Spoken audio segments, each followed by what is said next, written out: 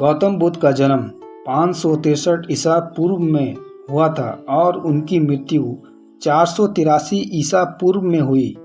इन्हें महात्मा बुद्ध, भगवान बुद्ध, सिद्धार्थ व शाक्य मुनि नाम से भी जाना जाता है। गौतम बुद्ध एक आध्यात्मिक शिक्षक थे जो ईसा पूर्व 6ठी और 5वीं शताब्दी के बीच भारत में रहे थे। बुद्ध का जन्म एक धनी परिवार में हुआ था, लेकिन उन्होंने ज्ञान प्राप्त करने के लिए अपने धन और स्थिति का त्याग कर संसार को जन्म मरण और दुखों से मुक्ति दिलाने के सत्य मार्ग एवं दिव्य ज्ञान की खोज में रात्रि में राजपाट का मोह त्याग कर वन की ओर चले गए, जहां जाकर वह एक पेड़ के नीचे बैठ गए और प्रण किया कि जब तक उन्हें दुख के रहस्य का उत्तर नहीं मिल जाता तब तक वह हार नहीं मानेंगे।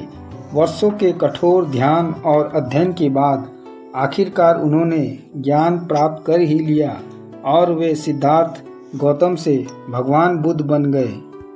भगवान बुद्ध को बौद्ध धर्म का संस्थापक कहा जाता है। उनकी शिक्षाओं से बौद्ध धर्म का प्रचलन हुआ। बुद्ध सत्य, सदर्श व धर्म पर दृढ़ रहने की बात करते थे। बुद्ध के धर्म प्रचार से भिक्षुओं की संख्या बढ़ने लगी। बड़े बड़े राजा महाराजा भी उनके शिष्य बनने लगे। दोस्तों, गौतम बुद्ध की कहानियाँ आपको जीवन के बारे में बहुत कुछ सिखा सकती है। गौतम बुद्ध ने लोगों को बहुत सरल और प्रेम भाव से ज्ञान की बातें बताई हैं। अगर आप गौतम बुद्ध की कहानी अच्छे से सुनना चाहते हैं तो मेरे इस चैनल को लाइक और सब्सक्राइब करें। तो दोस्तों, चलिए बिना समय गंवाएं बुद्ध के ज्ञान के महासागर में डुबकी लगाएं और अपनी चेतना को आनंद के अद्भुत सैर पर ले चले। बहुत समय पहले की बात है। एक बहुत गरीब इंसान था। उसके साथ उसकी पत्नी और 2 छोटे छोटे बच्चे भी थे। उसका अपने परिवार का पालन पोषण करना बहुत कठिन हो गया था। उसका दिमाग काम नहीं करता था और मन भी अशांत रहने लगा। तभी उसने अपना घर छोड़ने का फैसला लिया। एक रात जब उसकी पत्नी और दोनों बच्चे सो रहे थे तो वो चुपचाप घर से चला गया। रात में बिना किसी मंजिल के वो आदमी चलता रहा। तभी अचानक उसने देखा कि एक नदी किनारे भगवान बुद्ध अपने शिष्यों के साथ बैठे हैं।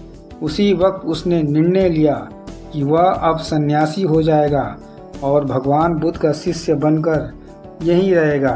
उसके बाद वह भगवान बुद्ध के चरणों में जाकर गिर गया और उनसे विनती करने लगा कि वो उसे अपना शिष्य बनाकर अपने साथ ही रख लें। भगवान बुद्ध ने उस गरीब इंसान की बात सुनकर उसे अपना शिष्य बनाकर अपने साथ रख लिया। भगवान बुद्ध अपने शिष्यों के साथ आगे बढ़ते हैं। रास्ते में चलते चलते थक गए थे।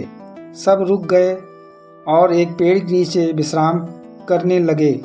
तभी भगवान बुद्ध को गर्मी के मारे बहुत तेज प्यास लगने लगी।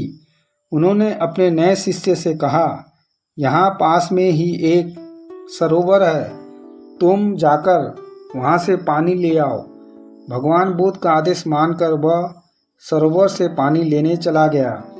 जब वह सरोवर के पास पहुंचा तो उसने देखा कि कुछ जंगली जानवर सरोवर में उधम मचा रहे हैं। जैसे ही वह सरोवर के पास और गया, सारे जानवर वहां से भाग जाते हैं। लेकिन सरोवर में कीचड़, सड़े गले पत्ते ऊपर तैर रहे थे, जिसके कारण उसका मन नहीं मान रहा था। उसने सोचा, इतना गंदा पानी भगवान बुद्ध पिएंगे कैसे? फिर वह बिना पानी लिए वापस लौटता है और आकर बुद्ध से बोलता है, भगवान, उस सरोवर में तो बहुत ज़्यादा गंदा पानी है, वो पीने लायक नहीं है।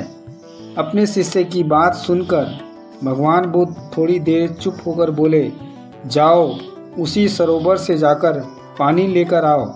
भगवान बुद्ध का आदेश मानकर वह वापस से सरोवर की तरफ चला गया। लेकिन वह मन में यही सोच रहा था कि भगवान बुद्ध इतने गंदे पानी को कैसे पिएंगे। जैसे ही वह सरोवर के पास गया, वह यह देखकर चौंक गया कि सरोवर का पानी एकदम निर्मल और स्वच्छ हो गया है और अपने स्वभाव में बह रहा है। उसने पानी लिया और भगवान बुद्ध के पास आते ही उनसे प्रश्न करता है, भगवान, थोड़ी ही देर में सरोवर का मैला पानी इतना साफ कैसे हो गया। फिर बुद्ध ने उसे समझाते हुए कहा, जब जानवर पानी में उद्यम मचाए हुए थे तब सरोवर का कीचड़ उभर आया था, लेकिन कुछ देर शांत रहने पर कीचड़ फिर से नीचे बैठ गया और पानी पहले जैसे फिर से निर्मल और स्वच्छ हो गया। ठीक इसी तरह से हमारे मन की स्थिति भी ऐसी ही होती है।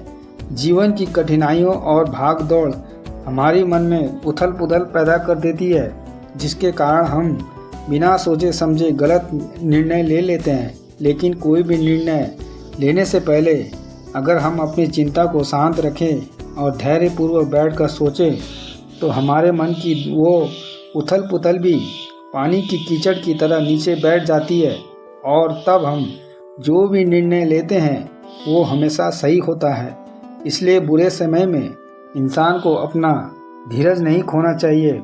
भगवान बुद्ध की यह बात सुनकर उसका दिमाग खुल जाता है और जब वह शांति से बैठकर सोचता है तो उसे अपनी ही गलती नज़र आती है। फिर उसे समझ में आता है कि उसने अपना घर छोड़ने का गलत निर्णय लिया था। फिर वो भगवान बुद्ध के चरण स्पर्श करके उनसे आज्ञा लेकर अपने घर की ओर वापस चला जाता है।